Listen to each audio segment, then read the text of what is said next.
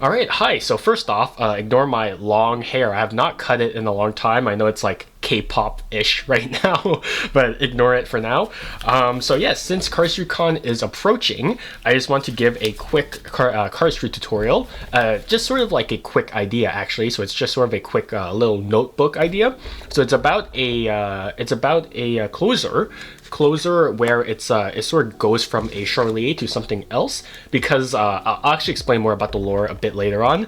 But yeah, so you'll see a couple of cardistry ideas here and there throughout this channel as well, because that'll spice things up a bit from my usual magic tutorials. But without further ado, let's get into the quick history section behind why this move actually exists. So this move actually has three roots. The first one was actually from a meme. So in the cardistry world, especially during the Lotus in the Hands singles cardistry competition, there was actually something where people were actually saying like, "Boo, why are you doing like a Charlier closure?" Right? Because here's the thing: if you don't know, closing any move in this position, which is the Charlier closer, is like kind of like memed upon, because it's like, oh wow, that's like the white bread of cardistry closers. It's like, this is the position that you end up in if you have no other ideas as to how you would close a move. So it just sort of became like a move, sort of a meme where people were like, you're ending on a closer, boo, you're competing, do better, or something like that, right? So that's where this sort of started. I was like, how do I take a Charlier and then bring it somewhere else? Right? Because you're still technically in a Charlier position, but you're just moving it elsewhere, right? So that was the first base behind the creation of this move, the closer rather. The second thing was actually it was actually the Icarus sequence.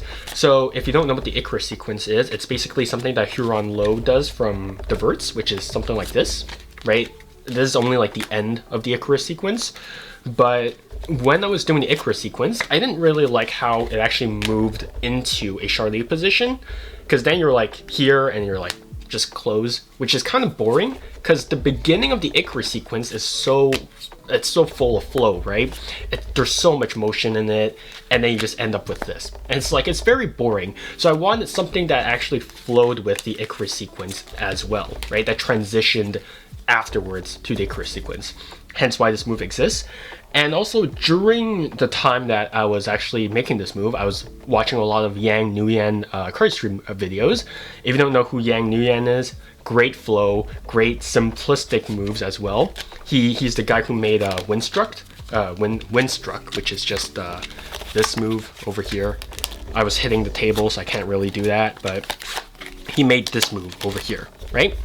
So he's a cardist that focuses a lot on flow and also simplicity, which is why this move sort of reflects this closer, this idea reflects a lot on how his handling of cards actually is. So those are the three roots behind why this closure actually exists. But without further ado, let's get into the crux of this move, which is the Charlier. So to get started, you obviously need to know how to get into a Charlier, right? You just need to get into this position, right? And yeah, that's that, right? You can go from a Charlier, or you can go into any move that gets you into a Charlier closer position, which is just this, okay? There's a whole bunch of moves that actually end with this, so honestly, just do whatever move that you want. So in this position over here, so you're in the Charlier position, your right hand comes over and lays the right thumb across the center of the deck horizontally, like so, okay? Next, your left thumb is just going to push this packet. It's just going to close the Charlier like so on top of the thumb. And as you do so, your right index is just going to lay on top of the deck, clipping this packet in between of the thumb and the index finger, while your middle finger is just going to support everything from the front short edge of the deck, like so. So this is the position of the top packet, okay? And it's just laying there on top of the other packet, while your left thumb is just laying there as well. So this left thumb doesn't really do anything just yet, okay? So this thumb should be around the center over here, okay? Next, what you're going to do is you're going to move this left hand this right hand backwards, sorry, it's just going to move backwards. Now, as you do so, your index finger is just going to let go, and it's just, your left thumb is just going to continue brushing along the top of this packet until it hits the middle finger.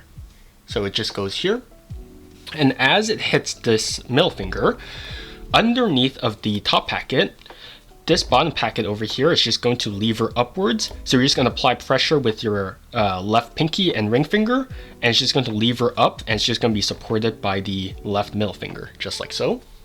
So it's just going to lever up as this packet moves backwards, like so, okay?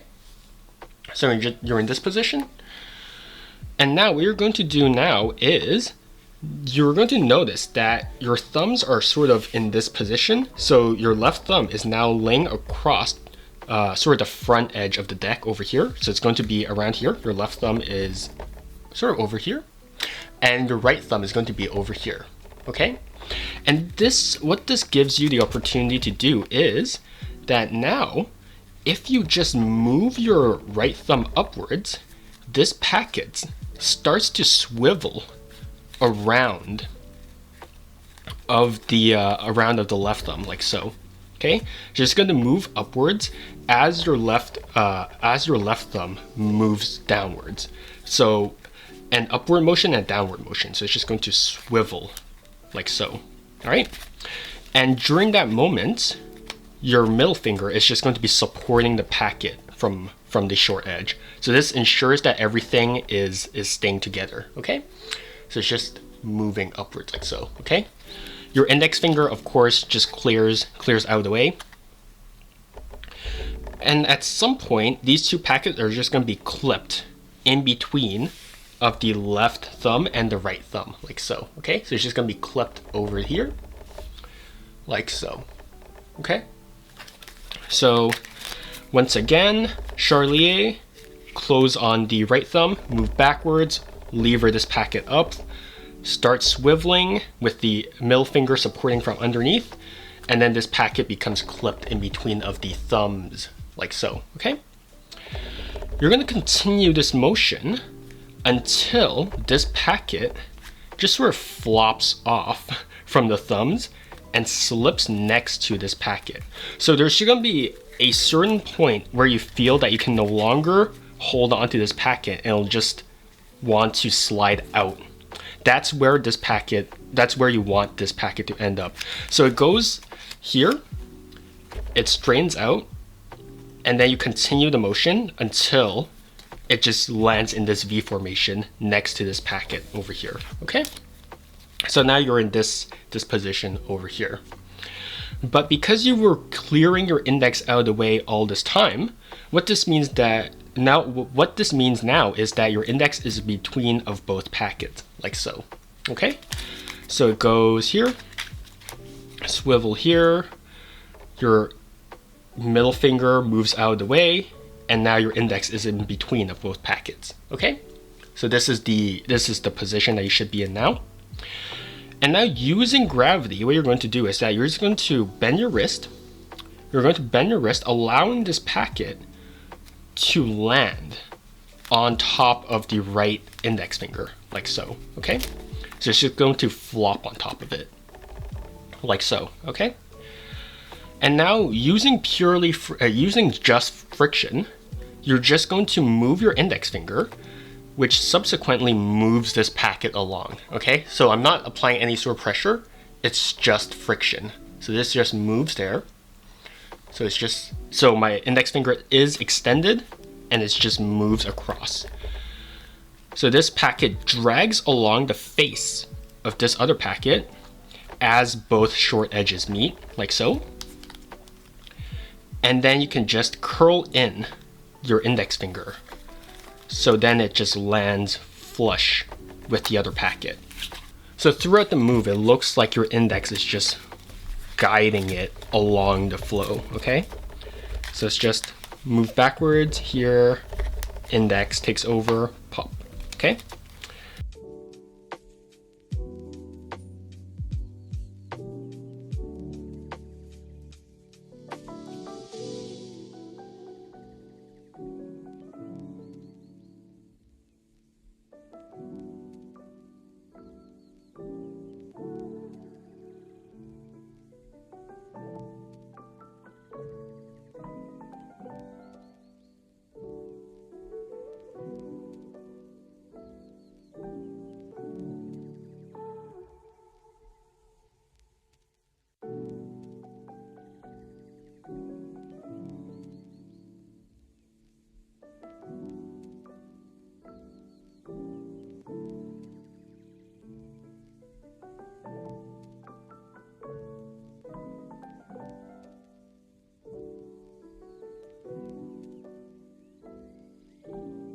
So here are just 2 tips to make this move easier. The first one is just use a poop deck. Don't use a new deck like I just did. That's probably not a good idea.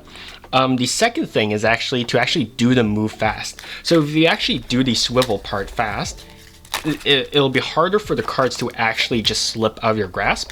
So if you actually do this part faster. Okay, hold up. I don't know, I'm actually screwing up my own move. If you actually just do the swivel part faster, it's going to be a lot harder for these cards to actually just have time to smear around. Because if you actually do this move too fast, or too slowly, you're giving the cards time to actually just fly everywhere. And you don't really want that. So if you do it with a poop deck and with the appropriate speed, then it'll be all right, okay? The second tip I have is that you actually don't really apply that much pressure with the thumbs, because if you actually apply too much pressure, they actually start to smear. And that's not really something that you want. So you want just enough pressure to move these packets along, all right? That's all you really need to do. You just need enough pressure to move these packets into place. So 3 tips: poop deck, do it at a decent speed, and then the last one is don't apply too much pressure with the thumbs, okay? Now for the flow of this move, how I actually like to proceed with the flow of this move is that I like to do the move fast to begin with. So I do this slow, and then as this packet lands on my index, I slow down, and then I close, all right? So the whole thing should be a fast thing, and then here I slow down and then close, okay? So that's the general flow behind the closure, all right? So it should be a fast, slow, okay? Because I really want to put emphasis on the index actually just swirling and then closing the packet, okay? Because that's the crux of the move. So here, slow, boop, right? So you can definitely tell that I slow down near the end to add emphasis on this index finger, just flicking this packet there. Okay, so that's the general flow behind this move. All right, and hope that made sense to you, because it's really hard to actually describe cardistry moves because they're a lot more mechanical than you would expect, right? Because with sleight of hand, it's very precision based, right? With cardistry, there's a lot of feel things, right? For cardistry, you have to practice and you have to feel for a lot of how this move actually flows and how it actually works. So in a way, cardistry is a lot harder to teach than magic, because magic, as long as you have the main details of a move, magic will work, right? The mechanics will be able to be conveyed. But for cardistry, you have to practice, you have to sort of get a feel for it, and that's what makes it so much harder to teach. And also, like, it's kind of hard to get the proper angles as well. But I hope that with the follow along and with the a bit more detailed verbal instructions, that'll be a lot easier for you guys to follow as well. But yeah, if you guys ever have any questions, feel free to write them in the comments down below, or DM me on Instagram. I'm always watching. That sounds kind of creepy, but yeah. So yeah, if you have any questions, feel free to ask me. And yeah, I hope that the follow-alongs at multiple angles do help as well. But yeah, that should be it for the first cardistry idea. Let me know what you think, and yeah, that's gonna be it. Yeah, have a good one, and yeah, stay healthy, stay safe, and see you guys next time. Bye bye. Take care, and see you.